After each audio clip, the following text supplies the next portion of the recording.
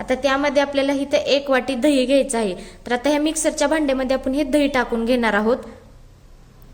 आता इथे 1 वाटी दही टाकल्यानंतर आपण ह्याच वाटीनं ह्याच्यामध्ये आपण पाणी घेणार आहोत. तर जेवढं आपण दही घेतलं होतं ना तेवढंच पाणी घ्यायचं आणि ते पाणी आपण ह्याच्यामध्ये ओतून घेणार आहोत.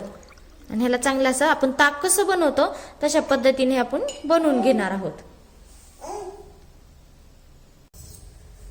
तर आता इथे बघू शकता मस्त आपण असं ताक बनवून घेतलेलं आहे.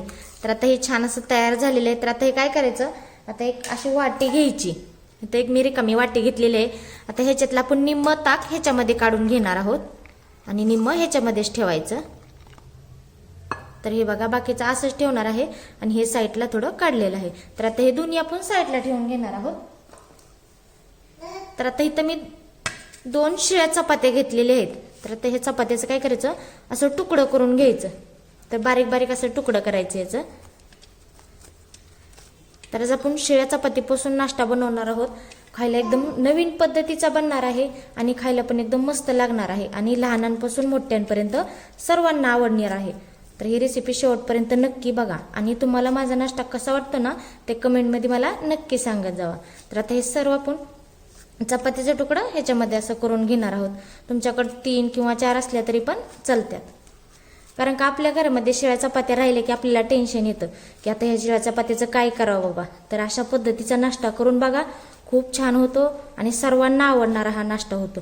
तर हे बघा असं तुकडं करून घ्यायचं बारीक असं, म्हणजे शिळ्या चपातीचं आपल्याला टेन्शनच राहणार नाही अशा शिल्लक जर राहिल्या तर.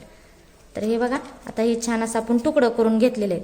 तर आता हे तुकड्याला काय करायचं, मिक्सरच्या भांड्यामध्ये टाकायचं आणि ह्याची चांगलं असं बारीक वाटून घ्यायचं.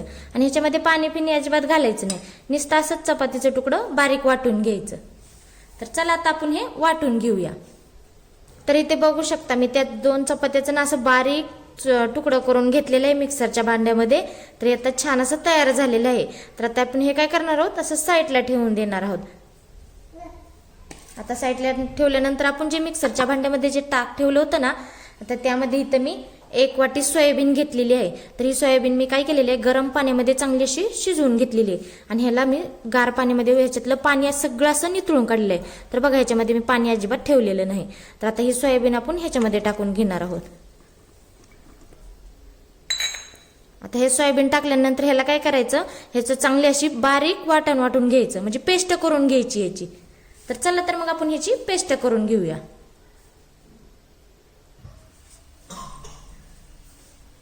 तर इथे बघू शकता अशा पद्धतीने मी छान अशी सोयाबीनची पेस्ट करून घेतलेली आहे. तर बघा ह्याच्यामध्ये मी पाण्याचा जास्त वापर केलेला नाही, आपण जेवढं पाणी ओतलं होतं ना त्याच ह्याच्यामध्ये मी छान अशी ही पेस्ट केलेली आहे. तर चला तर मग पुढची तयारी आपण करून घेऊया. तर आता इथं मी कढई ठेवलेली आहे. इथं मी गॅस चालू केलेला नाही, इथं आपण नुसती कढईच ठेवलेली आहे गॅसवरती, ते गॅस चालू केलेला नाही.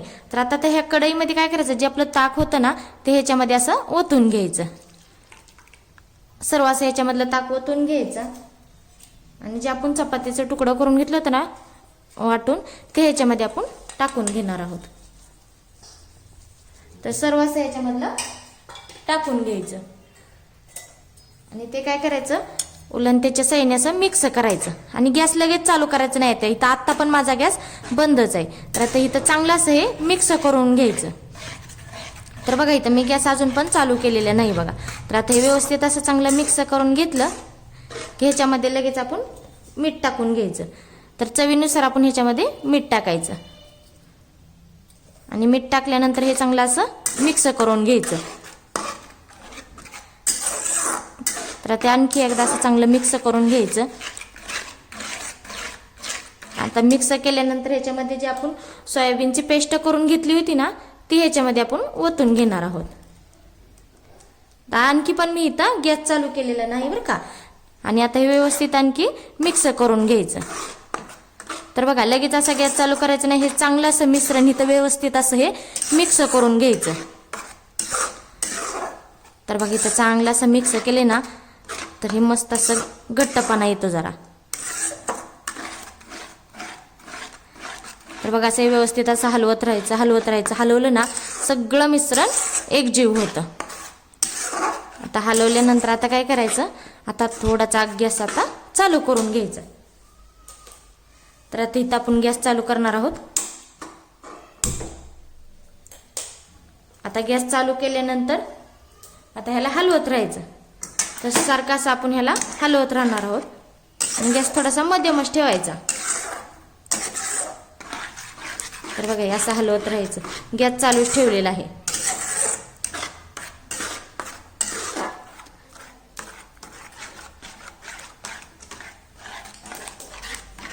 तर चांगलं असं मिक्स करत करत व्यवस्थित असं घ्यायचं आणि गॅस थोडासा मध्यम ठेवायचा. जास्त फुल पण करून घ्यायचं नाही. तर मध्यम गॅसवरती हे चांगलं असं मिक्स करून घ्यायचं. तर आता हे व्यवस्थित असे मिक्स करून घेतल्यानंतर काय करायचं, आपल्याला मिश्रण हे थोडंसं पातळ वाटते. तर ह्याच्यामध्ये इथे मी बारीक रवा घेतलेला आहे, तो ह्याच्यामध्ये आपण असं टाकून घ्यायचा. तर तुमच्याकडे जर जाड असेल ना तर त्याला मिक्सरच्या भांड्यामध्ये बारीक करून घ्यायचं. तर हे परत आणखी एकदा ह्याला मिक्स करून घ्यायचं. तर हे जोपर्यंत असं चांगला आपला घट्ट गोळा होत नाही ना तोपर्यंत ह्याला आपण चांगलं असं मिक्स करून घेणार आहोत.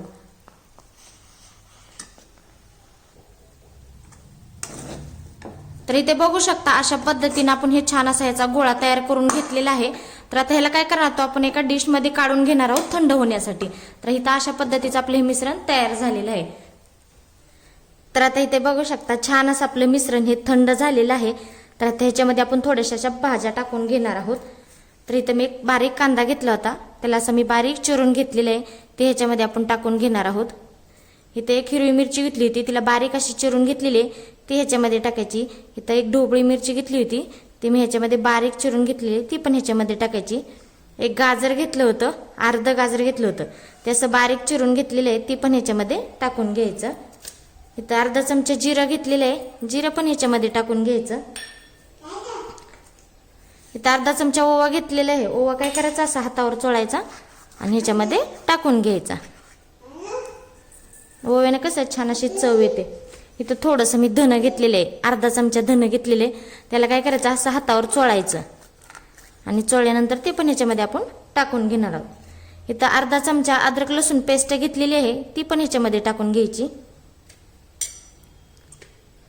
इथं थोडीशी हळद घेतलेली आहे, ती पण ह्याच्यामध्ये टाकून घ्यायची आणि अर्धा चमचा लाल मिरची पावडर, तिखट तुमच्या सोयीनुसार घ्यायचं. आणि इथं मी 2 लाल मिरच्या घेतल्या होत्या, त्याला अशा बारीक चिरून घेतलेल्या आहेत, ते ह्याच्यामध्ये आपण अशा टाकून घ्यायच्या.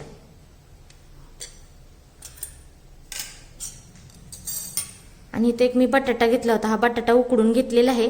तर त्या बटाट्याला काय करायचं असं खिसणीच्या साहाय्याने काय करायचं खिसून घ्यायचं आणि ते ह्याच्यामध्ये असं आपण टाकून घेणार आहोत.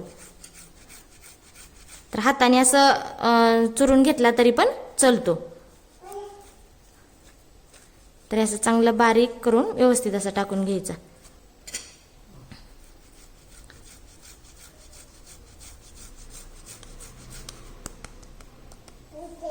तर इथं मी आता व्यवस्थित असा बटाटा खिसून घेतलेला आहे. आता त्यामध्ये अशी कोथिंबीर टाकून घ्यायची बारीक चिरलेली. आता सर्व टाकल्यानंतर काय करायचं, थोडंसं असं हाताला तेल लावून घ्यायचं आणि व्यवस्थित असं हे भाज्या ह्याच्यामध्ये मिक्स करून घ्यायच्या. तर ह्याला आता चांगलं असं आपण मळून घेणार आहोत. तर जास्त असं हाताला चिटकल्याने थोडंसं असं तेल लावायचं. आणि तुमच्याकडे इथं कोबी जरी असला ना तर ह्याच्यामध्ये कोबी पण तुम्ही टाकू शकता. तर ह्याचा आपण चांगला असा गोळा तयार करून घ्यायचा. तर इथे बघू शकता अशा पद्धतीने आपण छान असा गोळा तयार करून घेतलेला आहे. तर आता काय करायचं, थोडंसं असं हाताला तेल घ्यायचं, असं हाताला तेल लावून घ्यायचं आणि ह्याच्यामधला थोडासा असा गोळा काढून घ्यायचा. असा गोळा काढल्यानंतर ह्याला असा गोल करून घ्यायचा. तर आता इथं आपलं छान असं पीठ पण तयार झालेलं आहे, त्याच्यामुळे आपलं पीठ पण चांगलं आल्यामुळे आपला गोळा पण छान असा तयार होतो. तर हे बघा अशा पद्धतीने आपण सर्व नाश्ता तयार करून घेणार आहोत.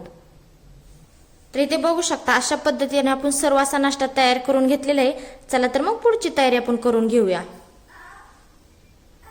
आता गॅसवरती कढई ठेवलेली आहे, त्याच्यामध्ये आपण तेल घेतलेलं आहे, तेल आपलं गरम पण झालेलं आहे. आता इथे गॅस आपण मध्यम करणार आहोत कारण का आपण तेल गरम करून घेतलेलं आहे. आणि गॅस मध्यम केल्यावर आपण ह्याच्यामध्ये आता हे तयार केलेलं नाश्ता ह्याच्यामध्ये टाकून घ्यायचा आणि व्यवस्थित असं हे तळून घ्यायचं. तर ह्याला आपण लगेच असं हलवणार नाहोत, थोड्या वेळाने थोडंसं खालची साईड लालसर होईपर्यंत ना ह्याला थोडीशी लालसर झाली ना मग हलवून घ्यायचं. थोडंसं असं तेल ह्याच्यावरती असं सोडायचं आणि मध्यम गॅसवरती लालसर होईपर्यंत आपण तळून घेणार आहोत. तर इथे बघू शकता आपण लालसर होईपर्यंत छान असं तळून घेतलेले आहे. तर आता आपण हे काढून घेणार आहोत. तर बघा अशा पद्धतीने लालसर होईपर्यंतच तळून घ्यायचं, म्हणजे आजपर्यंत व्यवस्थित असे तळून निघतं. तर बाकीचं पण अशाच पद्धतीने आपण तळून घेणार आहोत. तर इथे बघू शकता मस्त आपला शिळ्या चपातीपासून नाश्ता तयार झालेला आहे. खायला पण एकदम मस्त लागणार आहे आणि कुरकुरीत हा नाश्ता तयार झालेला आहे. तर लहानांपासून मोठ्यांपर्यंत सर्वांना आवडणार आहे. तर ही टोमॅटो सॉस बरोबर किंवा टोमॅटो चटणी सोबत तुम्ही खाऊ शकता. तर इथे मी तुम्हाला तळून दाखते किती मस्त असा हा झालेला आहे. तर बघा किती मस्त झालेला आहे ना. तर तुम्हाला माझी रेसिपी कशी वाटते ते कमेंटमध्ये मला नक्की सांगा. चला तर भेटूया पुढच्या रेसिपीमध्ये. तोपर्यंत धन्यवाद.